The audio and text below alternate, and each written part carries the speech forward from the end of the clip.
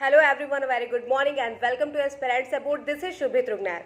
आप में से जो भी आईबीपीएस क्लर्क का फॉर्म भरना चाहते हैं उन्होंने एक चीज़ नोटिस की होगी कि आईबीपीएस क्लर्क की जो लिंक है अप्लाई करने की, that is not working now. और वो एक्टिव थी, अब एक्टिव नहीं है। तो इसका रीज़न क्या है, ये सोच के आप परेशान हो रहे होंगे कि पेपर कैंसिल हो गया या पोस्टपोन हो गया या हुआ क्या। तो देखो, ना तो पेपर पोस्टपोन हुआ है ऐसी कोई न्यूज़ है, ना ही पेपर के कैंसिलेशन की कोई न्यूज़ है। न्यूज़ केवल इतनी है कि आपको याद होगा कि लास्ट ईयर आईबीपीएस आरआरबी में एक बड़ा बदलाव हुआ था। और बदलाव ये हुआ था कि पहले जो पेपर केवल इंग्लिश और हिंदी लैंग्वेज में आपको प्रोवाइड कराया जाता था, केवल 2 भाषाओं में, वो और भी रीजनल लैंग्वेजेस के उसमें प्रोवाइड कराया जाने लगा। रीज़न बहुत ही जायज़ है, बहुत ही सही रीज़न है कि नॉर्दर्न इंडिया में तो चलो हिंदी बोली जाती है और साउदर्न वाले इंग्लिश से कर लेते हैं, लेकिन साउथ इंडिया में भी बहुत लोग को इंग्लिश में इतने एक्सपर्ट नहीं है और उनका कहीं ना कहीं इससे लॉस होता होगा कि उनकी रीजनल लैंग्वेज में उन्हें जो एग्ज़ाम है वो प्रोवाइड नहीं हो पा रहा है। तो लास्ट ईयर ये चेंजेस किया गया था और सेम उसी तर्ज पे आईबीपीएस भी चेंजेस लाना चाहता है। वो भी कॉन्स्टिट्यूशन की जो 22 लैंग्वेज है उस पर एक बार विचार करना चाहता है कि लैंग्वेजेस को अपने एग्ज़ाम की लैंग्वेज में शामिल किया जाए या नहीं किया जाए। और इसके लिए उन्होंने एक कमेटी बनाई है, 15 दिन का समय उस कमेटी को दिया गया है। वो स्टडी करेंगे और रिकमेंड करेंगे कि क्या करना चाहिए। कॉन्स्टिट्यूशन ऑफ इंडिया में जो 22 लैंग्वेजेस लिस्टेड हैं उनमें से किसे शामिल करना चाहिए या नहीं करना चाहिए। तो ये सारा डिस्कशन करने के लिए ही ये जो लिंक है ये होल्ड पे रखा गया है। वर्ड जो यूज़ किया गया है, होल्ड वर्ड यूज़ किया गया है। और ये कोई नई बात नहीं है। जुलाई 2018 में फाइनेंस मिनिस्टर इसके बारे में ऑलरेडी बात कर चुकी हैं, उसी समय बात हो चुकी थी, लेकिन उस पर एक्शन नहीं लिया गया था। बस एक कह सकते हैं कि ड्रॉबैक है कि अगर इस पर एक्शन लेना ही था तो पिछले कुछ समय में ही क्यों नहीं एक्शन ले लिया गया, लास्ट मोमेंट पे क्यों ले लिया गया। तो ये जो पैनिक थोड़े से स्टूडेंट्स हो गए, तो ये एक चीज़ गलत है। अदरवाइज ये डिसीजन बिल्कुल सही है, बिल्कुल इस पर विचार होना चाहिए। सबको सबके कंफर्ट जोन में रह के एग्जाम देने का पूरा अधिकार है।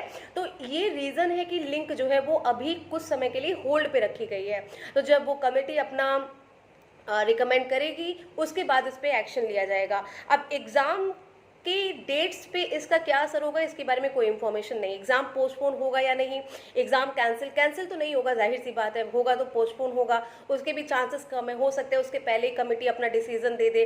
और वैसे भी बहुत टाइम है, एग्ज़ाम जो प्री का डेट है तब तक हो सकता है डिसीजन आ जाए, एग्ज़ाम को पोस्टपोन करने की ज़रूरत ना पड़े। But the question is this कि why I am making video on this topic, क्योंकि आप में से कई लोग अब ये सोचेंगे कि एग्ज़ाम पोस्टपोन हो सकता है, कैंसिल हो सकता है, तो अपनी तैयारी को थोड़ा सा पर कर दोगे। वही आपको नहीं करना है, आपको प्रिपेयर करते रहना है। अगर आपको याद हो, जब एसबीआई क्लर्क का नोटिफिकेशन आया था, फॉर्म आया था, उसी समय कोरोना की सेकेंड वेव आ गई थी एंड वी वर थिंकिंग कि एग्जाम बहुत ज़्यादा पोस्टपोन हो जाएगा। We were not expecting this exam to be held in July, इसी वजह से, क्योंकि कोरोना का जो था उस समय असर बहुत ज़्यादा था।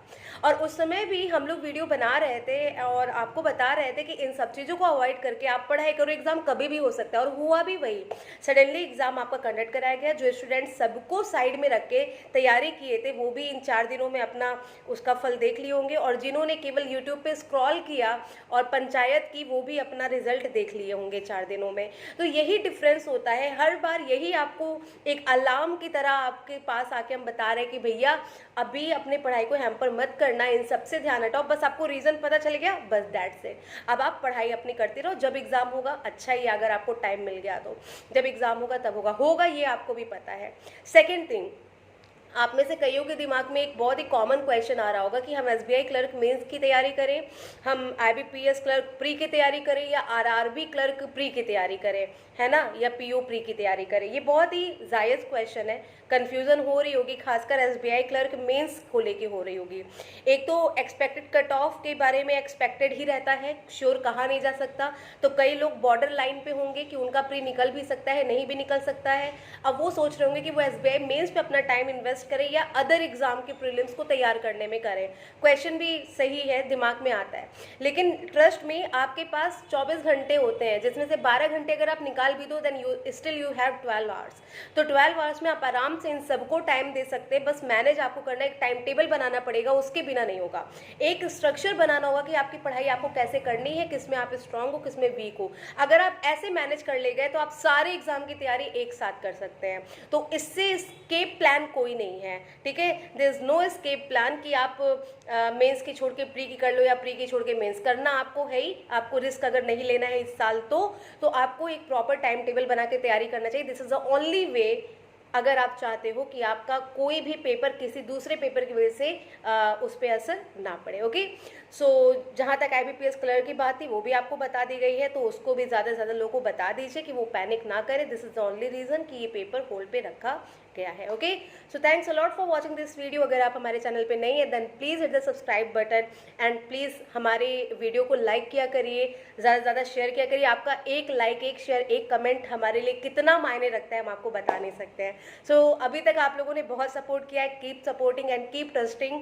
और I will try my best कि हमेशा आपको जेन्युइन चीज़ें ही बताऊं और हमेशा आपको सही दिशा अगर मैं दिखा सकूं तो दिखाऊं। Okay, so thanks a lot for watching this video. All the very best for your future endeavours. Thank you.